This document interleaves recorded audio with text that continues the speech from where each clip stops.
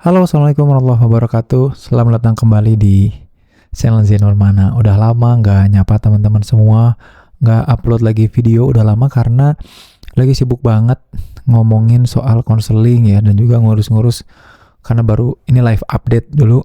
Kemarin baru beres S3-nya, alhamdulillah setelah 6 tahun. Aduh, kuliah paling lama ternyata S3 ya, luar biasa. Kepotong pandemi, kepotong bikin perusahaan, Sintesa Wellness, kepotong urusan banyak banget, luar biasa. Tapi mudah-mudahan minta doanya teman-teman ya, mudah-mudahan ilmunya berkah ya. Udah official becoming a doctor ya, philosophical doctor, jadi doktor.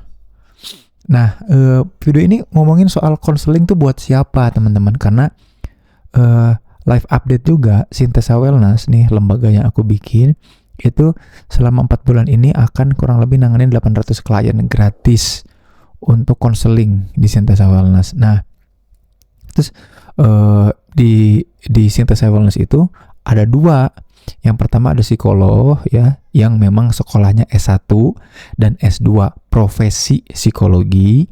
Ada yang konselor, orang yang mungkin S1-nya psikologi tapi S2-nya psikologinya itu bukan profesi psikologi ya, kayak akademisi kayak aku juga, tapi dia bisa praktek konseling. Atau bukan S1 psikologi, bukan S2 psikologi, tapi dia menseriusi untuk praktek konseling. Terus ada yang nanya di kolom komentar YouTube, ada yang di DM juga ada nanya, loh bukannya konselor itu atau ngekonseling itu hanya bisa dilakukan oleh psikolog ya? Nah, jawabannya enggak teman-teman ya. Jadi ngekonseling orang itu tidak hanya bisa dilakukan oleh psikolog, tapi orang lain pun bisa. Nih, aku di video ini pengen sharing dulu dasar filosofinya seperti apa, supaya teman-teman paham, dan sehingga nanti tahu jenjang karir dan perlu kemana-kemana dan gimana ngomongin soal konseling. Kalau aku pribadi mendefinisikan konseling, tapi teman-teman boleh cek literatur review manapun atau profesi apapun, konseling itu aktivitas atau kegiatan. Dia itu tidak menjelaskan satu aktivitas, satu profesi tertentu, bukan gitu ya. Jadi konseling itu aktivitas, sama kayak misalkan public speaking lah, atau public speaking itu berbicara di depan umum, itu bukan nama profesi tapi nama aktivitas. Guru perlu punya keterampilan public speaking, politikus perlu punya keterampilan public speaking, MC public speaking jelas, atau apalagi pedagang harus punya public speaking. Jadi public speaking itu activities, dia tidak terlepas dari profesi apapun. Kan nggak boleh kita bilang, loh nggak boleh dong, public speaking itu bukannya harus orang Vkom ya, bukannya harus orang komunikasi ya, bukannya harus orang-orang yang sarjana S1 komunikasi dan S2 komunikasi. Iya nggak sih? Atau misalkan broadcasting, penyiaran, harusnya yang kuliah, yang jadi penyiar radio itu harusnya S1, S2 penyiaran dong, bukan, itu activity. Tapi profesinya bisa, atau orangnya, background pendidikannya bisa macam-macam, termasuk konseling. Konseling itu keterampilan. Kalau teman-teman identiknya sama psikologi atau psikolog ya wajar ya, tapi banyak kemudian bidang atau latar belakang pendidikan yang juga aktivitasnya juga konseling, profesi yang juga aktivitasnya konseling. Guru BK misalnya, aktivitas utamanya kan ngekonseling siswa gitu ya. Terus teman-teman yang kuliah, kalau teman-teman tahu ada yang namanya STKS, Sekolah Tinggi Kesejahteraan Sosial, profesinya namanya PEKSOS ya, pekerja sosial, itu juga butuh keterampilan konseling gitu ya.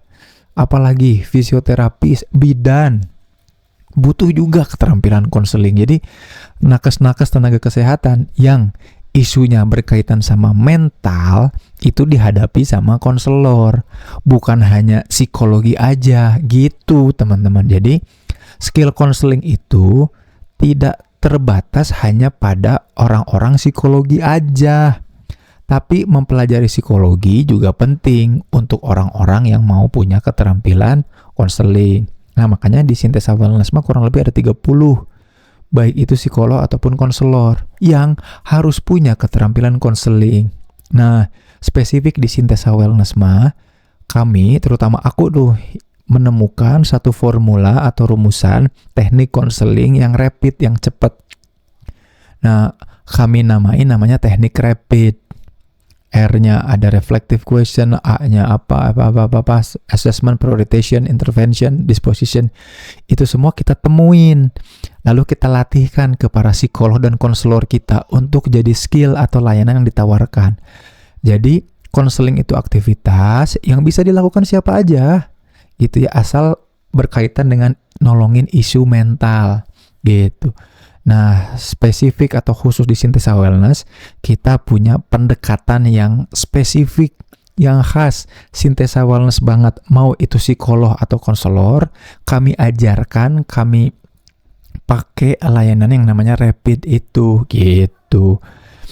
Nah, makanya kalau ditanya, apa sih bedanya layanan psikologi di Sintesa dengan yang lain? Kalau konseling di Sintesa, teman-teman akan kena metode namanya rapid, yang bikin teman-teman lebih cepat, lebih tepat, lebih efektif dalam mengeksplorasi dan juga menemukan focal problem atau masalah utamanya teman-teman. Kayak gitu. Nah, makanya untuk menyeragamkan skill yang sama, layanan konseling yang sama di Sintesa Wellness kami latih psikolog dan konselornya pakai teknik rapid tadi. Nah, setelah sukses ngelatih itu, kami bikin kelas buat orang-orang yang non-psikologi ataupun bahkan buat psikolog juga yang pengen mendalami teknik konseling ala Sintesa Wellness, yaitu pakai rapid. Makanya kita buka kelas yang namanya WCA Wellness Counselor Academy. Akan kita latih caranya untuk bisa ngekonseling pakai teknik rapid itu. Backgroundnya boleh psikologi, enggak pun enggak apa-apa. Dan emang boleh, bukan orang psikologi ngekonseling, boleh. Karena tadi, konseling itu keterampilan, tidak terbatas pada profesi tertentu, gitu. Mau di undang-undang layanan pendidikan, layanan psikologi dan layanan dan pendidikan psikologi pun, bahkan sarjana S1 berhak melakukan konseling. Bahkan ada asosiasi BK juga berhak orang melakukan konseling. Bahkan kemudian tadi Peksos juga berhak melakukan konseling. Nah, kami justru pengen ngasih alternatif nih buat teman-teman yang bukan backgroundnya psikologi terutama, terus tapi pengen punya keterampilan konseling. Belajar kemana? Ya ke kita, ke Wellness Counselor Academy. Kita latih, kita didik, bahkan kita sediakan tempat untuk mempraktekkan skillnya. Dan kita jamin bahwa teman-teman akan profesional. Tapi emang boleh buka layanan konseling sendiri?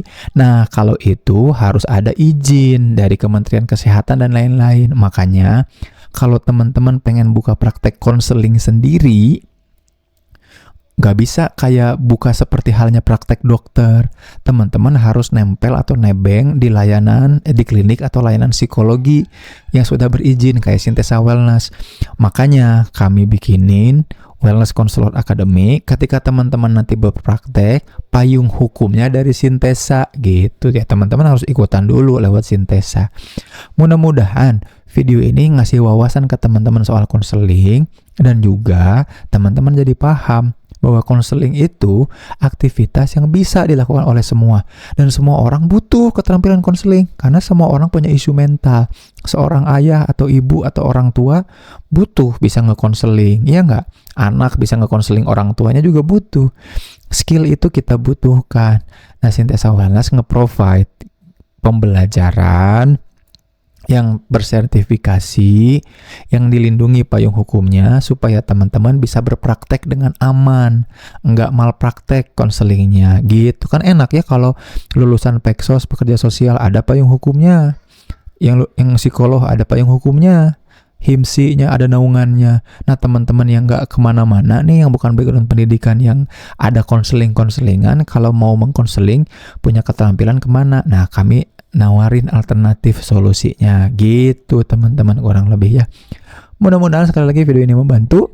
Kalau ada yang mau ditanyakan, tanyakan aja. Kalau mau daftar Wellness Counselor Academy, paling nunggu nanti Januari 2025, karena saat ini udah berjalan lagi proses praktek-praktek, magang-magang yang seru banget. Jadi tiap orang itu, tiap calon konselor itu mesti praktek beberapa kali yang disupervisi sama aku, sama psikolog, dan sama juga konselor senior ya. Karena aku sama Teh Fitri itu udah dapat sertifikat dari International Association for Counseling. Ya, jadi kita tersertifikasi internasional. Nah, ini penting untuk diketahui supaya kita tahu bahwa counseling itu activity, ngebantu orang dengan isu kesehatan mental. Itu aja, terima kasih ya. Zian Pramana pamit. Assalamualaikum warahmatullahi wabarakatuh.